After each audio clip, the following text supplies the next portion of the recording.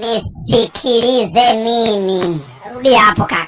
Nisikilize mimi Tobi, kwamba fainali Simba anacheza mwaka huu. Hawa Stellenbosch hawana uwezo wa kututoa sisi, na kama kauli mbiu yetu inavyosema, hatuishii hapa. Nakwambia hatuishii hapa, hatua ya nusu fainali.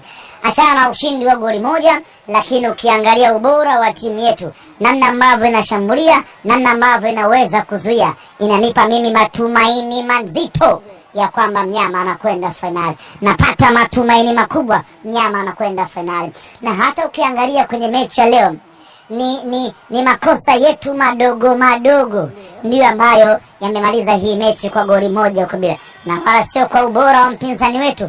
Tumekosa nafasi clear kama 3-4 hivi ambazo tungeweza kuzitumia, hizo mnyama alikuwa anaondoka na magoli, na zote hizo tunakosa wenyewe, sio kwa ubora wa mpinzani. Kwa hiyo mimi ninayo uhakika wa 100% kubwa, na kwa mapenzi yake Mwenyezi Mungu mnyama anacheza fainali. Stellenbosch hana uwezo wa kutufunga goli 2 bila nyumbani kwake. Narudia tena, ili Stellen aende fainali atufunge sisi goli 2 bila, Simba hivyo haipo duniani.